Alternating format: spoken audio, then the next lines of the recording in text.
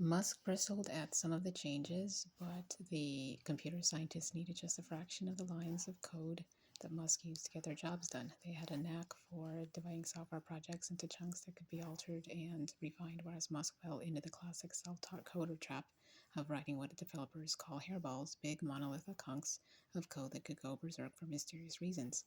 The engineers also brought a more refined working structure and realistic deadlines to the engineering group. This was a welcome change from Musk's approach, which had been to set overly optimistic deadlines and then try to get engineers to work nonstop for days on end to meet the goals.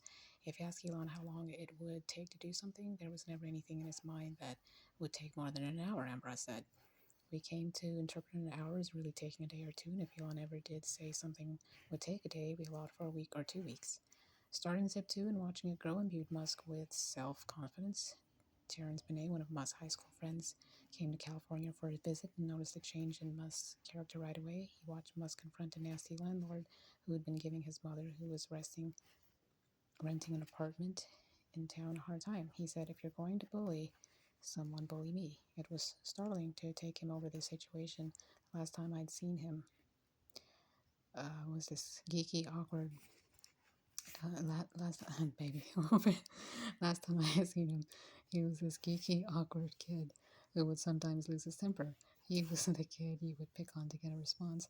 Now he was confident and in control. Musk also began consciously trying to manage his criticism of others. Elon is not someone who would say, "I feel you, I see your point of view," said Justine, because he doesn't have that "I feel you" dimension. There were things that seemed obvious to other people that weren't that obvious to him. He had to learn that a 20-something-year-old shouldn't really shoot down the plans of older senior people and point out everything wrong with him. He learned to modify his behavior in certain ways. I just think he comes at the world through strategy and intellect. The personality tweaks worked with varying degrees of success. Musk still tended to drive the young engineers mad with his work demands and blunt criticism. I remember being in a meeting once brainstorming about a new product, a new car site, said Doris Downs, the creative director at Zip2. Someone complained about a technical change that we wanted being impossible. Elon turned and said, "I don't really give a damn what you think," and walked out of the meeting. For Elon, the word no does not exist, and he expects that attitude from everyone around him. Periodically, Musk let loose on the more senior executives as well.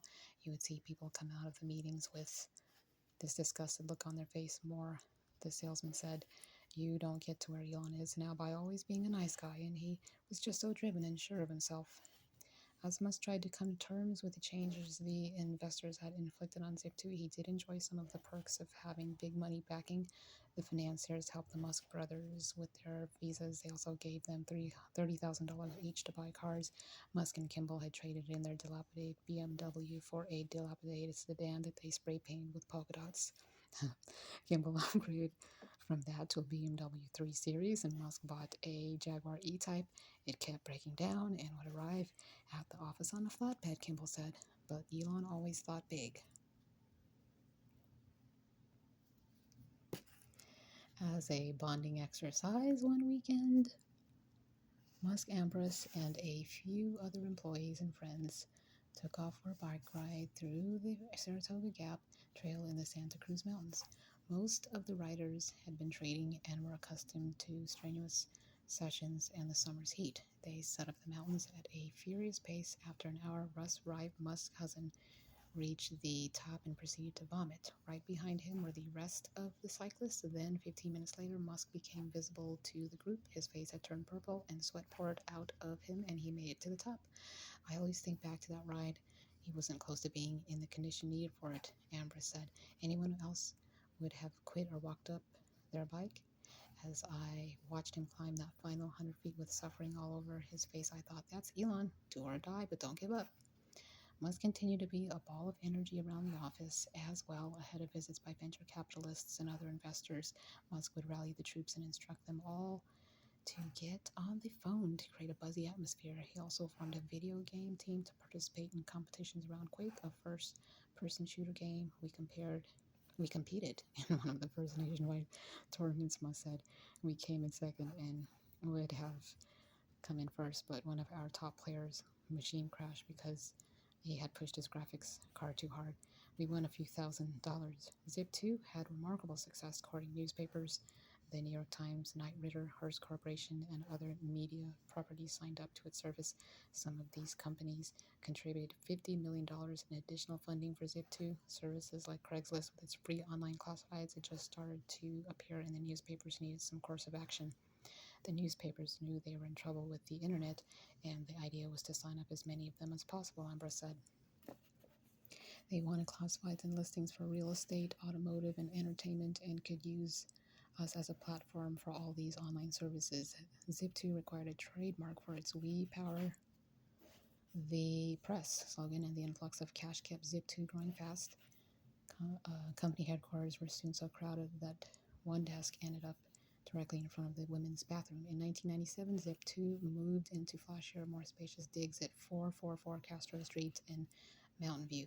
It irritated Musk that Zip2 would become a behind-the-scenes player to the newspapers. He believed the company could offer interesting services directly to consumers and encourage the purchase of the domain name City.com, with the hopes of turning it into a consumer destination. But the lure of the media company's money kept Sorkin and the board on a conservative path, and they decided to worry about a consumer push down the road.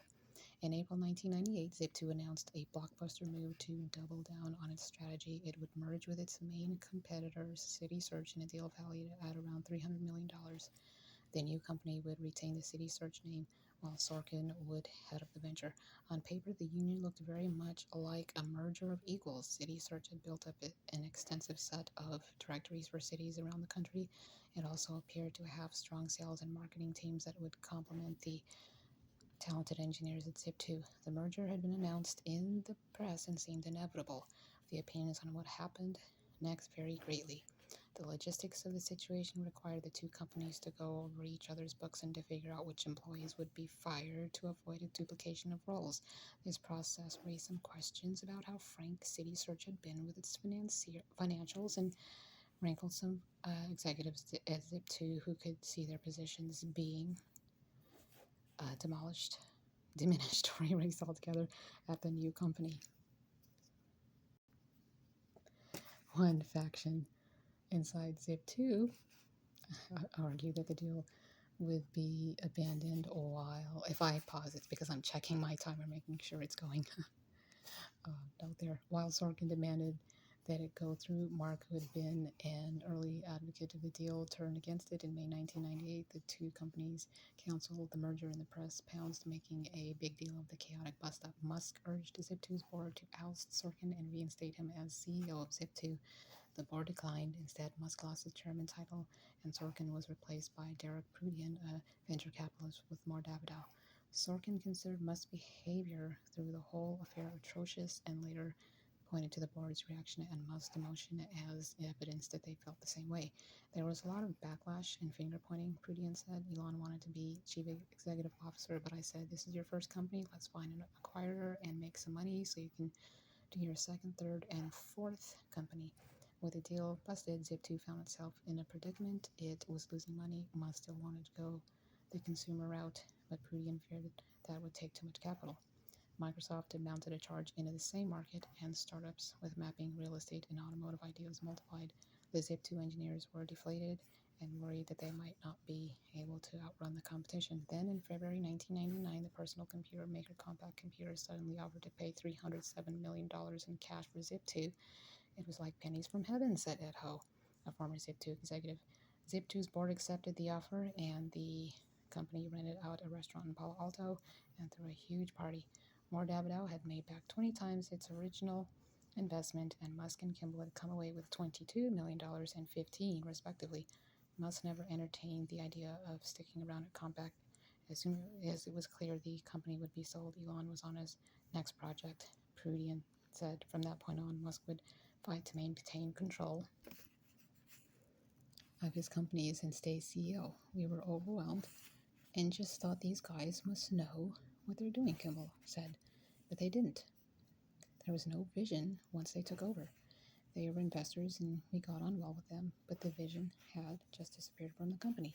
Years later, after he had time to reflect on the Zip2 situation, Musk realized that he could have handled some of these situations with employees better. I had never really run a team of any sort before, Musk said. I never been a sports captain or a captain of anything or managed a single person. I had to think, okay, what are the things that affect how a team functions? The first obvious assumption would be that other people will be like will what happened there will behave like you. But that's not true. Even if they would like to behave like you, they don't necessarily have all the assumptions or information that you have in your mind. So if you know a certain set of things, and I talk to a replica of myself, but only communicate half the information, you can't expect that the replica would come to the same conclusion. You have to put yourself in the position where you say, well, how would this sound to them, knowing what they know? Employees at Zip2 would go home at night, come back, and find that Musk had changed their work without talking to them, and Musk's confrontational style did more harm than good.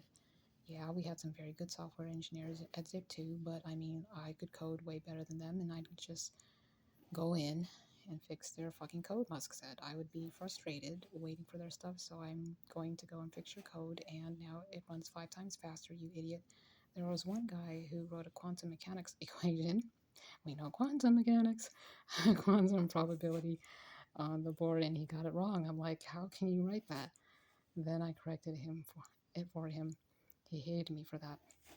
Eventually, I realized, okay, I might have fixed that thing, but now I've made the person unproductive. It just wasn't a good way to go about things. Musk, the dot-com striver, had been both lucky and good. He had a decent idea, turned it into a real service, and came out of the dot-com tumult with cash in his pockets, which was better than what many of the compatriots would say. The process had been painful. Musk had yearned to be a leader, but the people around him struggled to see how Musk, as the CEO, could work. As far as Musk was concerned, they were all wrong, and he set out to prove his point with what would end up being even more dramatic results.